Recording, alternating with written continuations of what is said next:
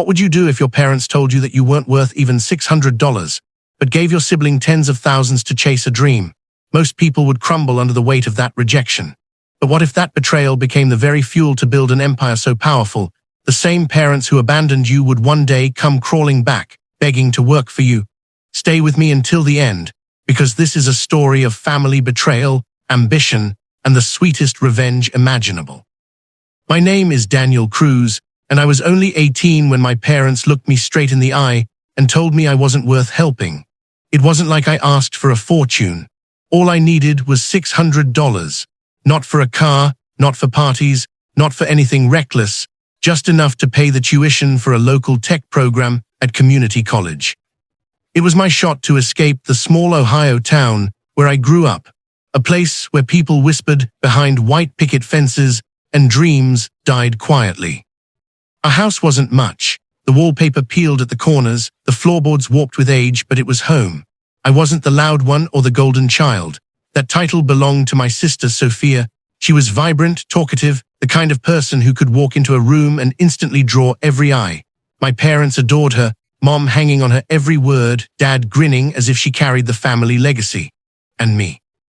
I was the quiet kid hunched over an old laptop, teaching myself coding, hoping technology would open a door for me that no one else seemed to believe existed. I worked nights at a greasy diner, pocketing every tip. I had scraped together most of the tuition myself. All I needed was that last $500. One evening, heart racing, I sat my parents down at the kitchen table. Dad's burnt coffee lingered in the air as I slid my acceptance letter toward them. "I've been saving," I said, my voice shaking.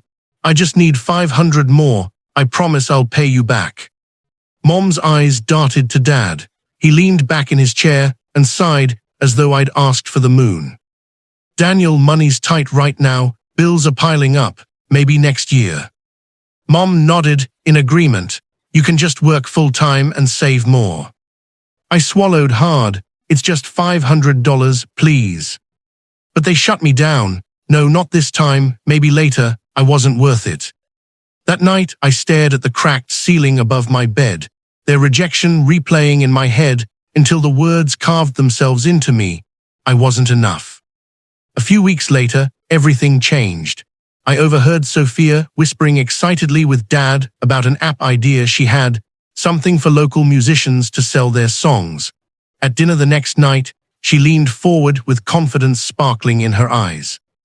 "I need $20,000 to launch this startup." My fork froze. $20,000.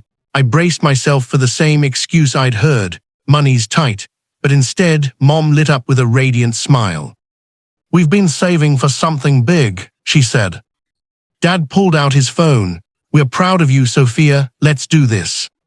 I felt the air leave my lungs. 20,000. Not for school, not for survival, but for an idea that sounded more like a fantasy than a business. "You told me you couldn't afford $500 for my tuition," I said, my voice breaking. "But you can give Sophia $20,000 for an app." The table went silent. Dad's eyes hardened. "Don't make this about you. This is an investment in the family's future."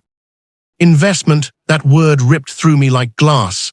They weren't investing in me, they never had. Memories crashed down, her new car while I rode her old bike, her lavish birthday parties while mine passed with little more than a handshake. Sophia was the future. I was the afterthought. That night I packed a duffel bag, scribbled a note, and left. "If I'm not worth your investment, I'll build myself. Don't look for me." By sunrise, I was on a bus bound for Chicago, the skyline rising ahead of me like a challenge I couldn't ignore. Chicago wasn't easy. I slept on a friend's couch until I could afford a shoebox apartment where the pipes moaned louder than I did. Days were spent bussing tables, nights freelancing online until my eyes blurred, but I kept going. Free tutorials became my teachers. A flickering screen became my classroom. I coded until 4 in the morning, slept a few hours, then started over. Every rejection from tech companies echoed like my parents' voices, "You're not enough." But I refused to stop. Finally, I landed a junior developer role at a small firm. My boss, a grizzled man named Harold, squinted at my resume. "No degree, how'd you pull this off?" I grinned through exhaustion. "I taught myself." He nodded, impressed. That was the first time someone looked at me with respect instead of disappointment. I climbed quickly team lead, then project manager. By my late 20s, I gambled everything to start my own software company. At first, it was just me, coding all night and drinking energy drinks that tasted like regret. But then came my breakthrough, simple, affordable tools for small businesses that no one else was building. Investors noticed. Money poured in.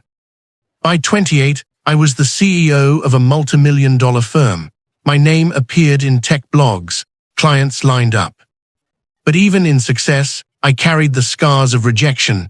My parents had taught me I couldn't rely on them, so I erased them from my life. No calls, no texts, no visits. They didn't deserve to see what I had built from nothing. 10 years after I walked away, my past came knocking. One morning, my assistant buzzed me. "Two people downstairs say they're your parents." My stomach dropped. After a decade of silence, they had found me. When the elevator doors opened, there they were. Older, worn down, but still with that entitled gleam in their eyes. "Daniel," Mom said, reaching for a hug. I stepped back. "Why are you here?" Dad forced a smile. "We saw your company online. We're so proud." Mom's eyes shimmered with tears. "Too quick, too practiced. Our boy all grown up." My arms crossed. "Cut it, what do you want?" Their smiles cracked. Finally, the truth spilled out. Sophia's startup had collapsed. Their savings were gone. Their house was in foreclosure. "We need help," Mom pleaded. $50,000, that's nothing to you now." Nothing, that word again. My blood boiled. You think 50,000 is nothing, when 500 was everything to me, when I begged for a chance, and you said no. Dad's jaw tightened. "We thought Sophia would succeed." Mom's voice broke. "We're sorry, we're family." Family, the word sliced like a knife. You chose her every time. You gave her everything and left me with nothing. I built this empire alone. Every sleepless night, every line of code me. And now you want to walk in and claim me as your son.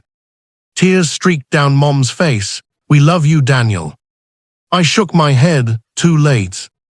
I pressed the intercom. "Security, escort them out." As they were led away, Mom shouted, "You'll regret this. Family is everything." I stood at the window, watching their car disappear into the city traffic. They didn't know me anymore. Maybe they never did. Today, I'm Daniel Cruz, CEO of a company worth millions. I don't hate my parents. I don't love them either. They're just ghosts of a past I've outgrown. Instead, I use my success to fund scholarships, $500 grants for kids like me, kids who are told they're not enough, kids who just need someone to believe in them. Because I know what it feels like to be abandoned, I know what it feels like to be written off, and I know how sweet it feels to prove them all wrong. So tell me, if your own parents chose someone else over you, would you forgive them?